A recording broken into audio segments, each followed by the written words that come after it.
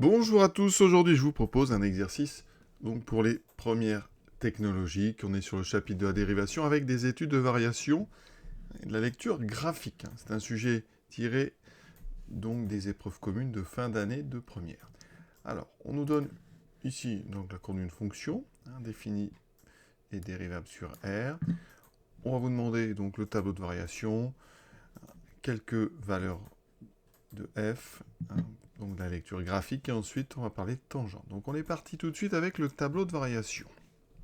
Première chose, comment se présente un tableau de variation? Alors, vous avez ici donc une première colonne avec les valeurs de x, et ensuite les variations de f de x en fonction de x. Donc ici on écrit soit f de x. Bon, il y a deux écoles, mais ça n'a pas d'importance. En haut, on met les valeurs de x donc extrêmes. Donc ici on est sur R, donc on va aller de moins l'infini à plus l'infini. Et on va donc faire des flèches qui traduisent donc la progression de f de x quand on va de la gauche vers la droite. Donc ici, vous voyez qu'on commence par monter. La fonction, on dit qu'elle est croissante. Ensuite, on descend. Et ensuite, on monte. On fait les flèches à peu près toutes de la même taille. Et une fois qu'on a fait ces flèches qui traduisent, vous voyez, vraiment j'insiste, qui traduisent la montée, la descente et la montée, ensuite, on va repérer les points importants, ce qu'on appelle les extrémums locaux. Ici, vous avez un premier extrémum, donc on va faire une petite croix, voilà, c'est un maximum ici, local, et ici, vous avez dans le creux, le point le plus bas de cette zone-là, c'est un minimum local. Il faut lire les coordonnées, alors, on envoie donc les points sur l'axe, donc on tombe ici sur x égale moins 4, et à cet endroit-là, le y va tomber donc ici. Alors c'est divisé en 3, c'est original, donc on va mettre à peu près 6,3, en fait c'est 6, 1 tiers. Ça on met dans le tableau, ça veut dire que pour x égale moins 4, on a un maximum ici local qui est de à peu près 6,3. Toujours de la précision permise par le graphique. Le deuxième extrémum local ici, donc on a un minimum qui correspond, donc qui a une abscisse de ici, donc x égale 2 ce point, et au niveau du y, on est à peu près à moins 2,666, donc on va plutôt mettre moins 2,7. Là-haut, c'était à peu près 6,3. On met ça dans le tableau. Donc pour x égale 2, on a un y qui vaut à peu près moins 2,7. Vous voyez, tout ça, ça traduit bien les variations de la fonction en fonction de x. Deuxième question. Avec la précision permise par le graphique, détermine f de moins 4 et f de 2. Alors, effectivement, ça, c'est pour ceux qui n'auraient pas rempli les extrémités dès la première question. Quand on met dresser le tableau de variation, souvent, on aime bien remplir ce qu'on peut. Donc ici, je vous le dis, f de moins 4, on l'a déjà fait, donc c'est à peu près 6,3. Et f de 2, c'est à peu près moins 2,7.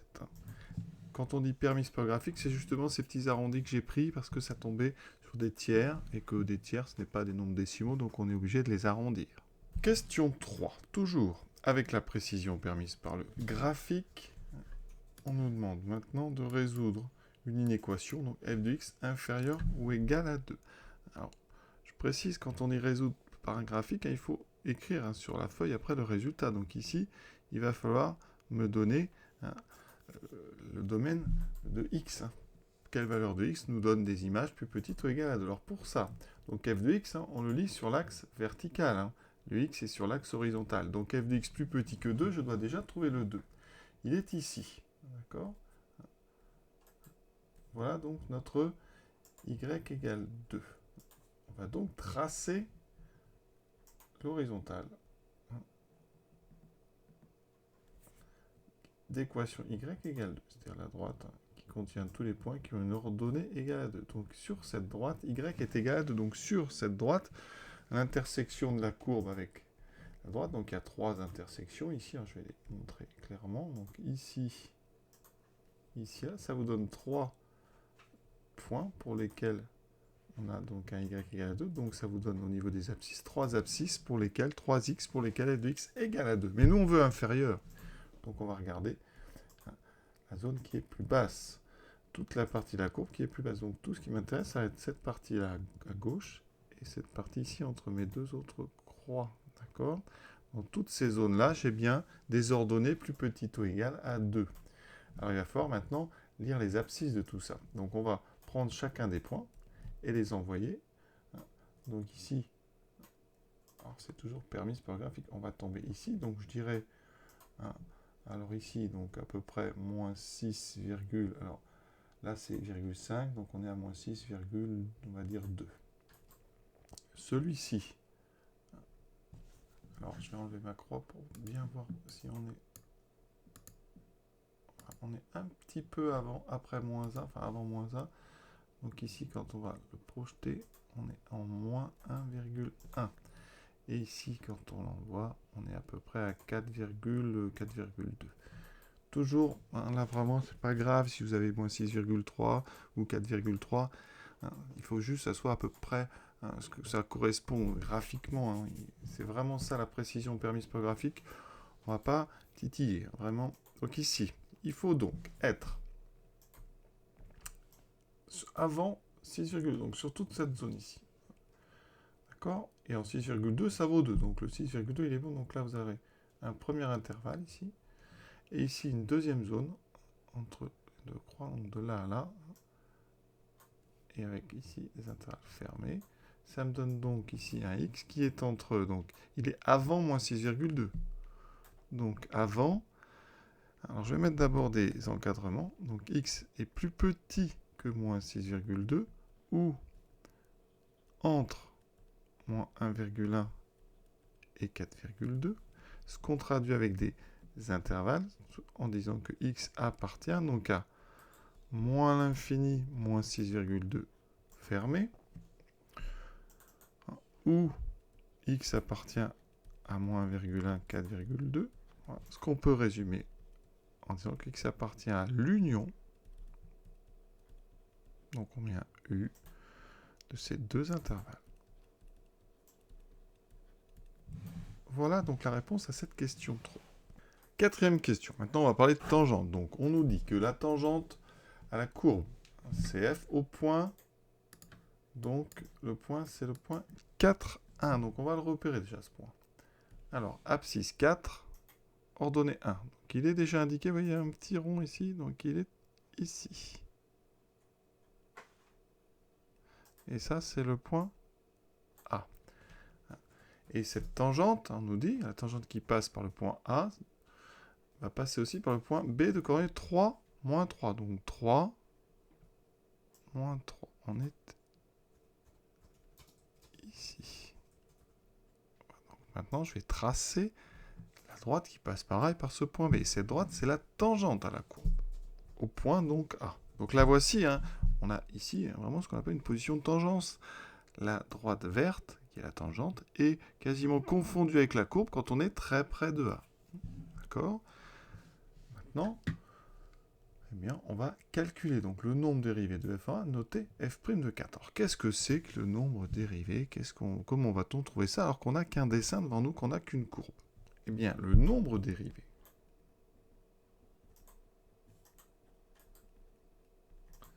de f en 4, graphiquement, c'est le coefficient directeur, donc la pente, de la tangente au point d'abscisse 4. D'accord? C'est-à-dire ici en A. Donc, la tangente au point A. Cette tangente, on la connaît, puisqu'on sait qu'elle passe pareil par B. Donc, cette tangente, c'est la droite AB. D'accord? Donc, on va calculer le coefficient de la droite AB. On calcule donc ce coefficient avec la formule coefficient de la droite AB, c'est alors YA moins YB sur xa moins xb. La différence des y sur la différence x, en gardant le même ordre ici entre les points. YA moins YB, XA moins XB. Vous pouvez faire aussi YB moins YA, mais dans ce cas-là dessous, il faudra faire XB moins XA. Toujours le même ordre dans les points en haut et en bas. Alors on va très doucement.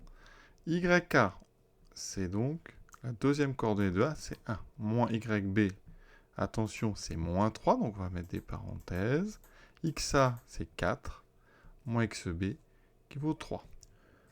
Ici, 1 moins 3, ça me fait 1 plus 3 sur 4 moins 3 qui vaut 1.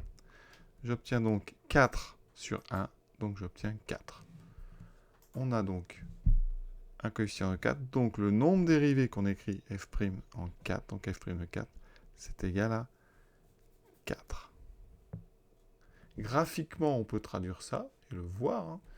Ça veut dire que quand on se place sur un point de cette tangente, quand on avance d'une unité, alors je vais prendre cette couleur-là, voilà. Quand on avance d'une unité vers la droite, on doit monter de 4 unités pour revenir ici sur notre droite. Alors ici on compte 1, 2, 3, une unité, 1, 2, 3, unité, 1, 2, 3, une unité, qui fait que je monte un petit peu plus. Voilà. Donc ici, j'ai une montée 1, 4. C'est des unités, donc ici, les unités horizontales, c'est 2 carreaux, unité verticale, c'est 3. Donc il faut vraiment adapter cette chose-là au repère qu'on vous fournit. Vous pouvez vous mettre aussi sur le point, par exemple, B. Voilà. Donc si je me mets ici, que j'avance de 2 cases, donc de 1, pour revenir sur la droite et revenir finalement jusqu'au point A, vous pouvez compter, je vais avoir 12 petites cases. 1, 2, 3, une unité, 1, 2, 3, une unité, 1, 2, 3, une unité, 1, 2, 3. J'ai bien un triangle rectangle avec 1, 4. Ça traduit donc le coefficient directeur qui est le nombre dérivé pour x égale 4. Question suivante, donc équation de la tangente. Alors, ça c'est du cours. La tangente, donc au point d'abscisse petit a, je vais vous rappeler le cours. C'est y égale le nombre dérivé en a, donc f' de a, multiplié par x moins a, plus f de a, l'image de a. Ici, on prend a égale 4, parce qu'on regarde la tangente au point d'abscisse 4. Donc, la formule me dit y égale f' de 4 fois x moins 4 plus f de 4. Est-ce qu'on a tout? F' de 4. Ici, on l'a calculé précédemment, on a trouvé 4. F de 4. Alors, on sait que le point A, donc, c'est 4,1. On avait dit tout à l'heure l'image de 4. C'est donc l'ordonnée du point A, c'est 1. Je n'ai qu'à remplacer dans cette formule. Y est donc égal à f' de 4, donc 4, multiplié par x moins 4, plus 1. On développe. Ça fait y égale 4x moins 4 fois 4, 16 plus 1. Vous voyez, ici, j'ai distribué le 4. On n'a plus qu'à réduire. Y est donc égal à 4x moins 15. Et voici l'équation de la tangente au point A. D'accord? Et l'exercice est terminé. Je vous souhaite une bonne fin de journée à tous. À très bientôt pour d'autres exercices.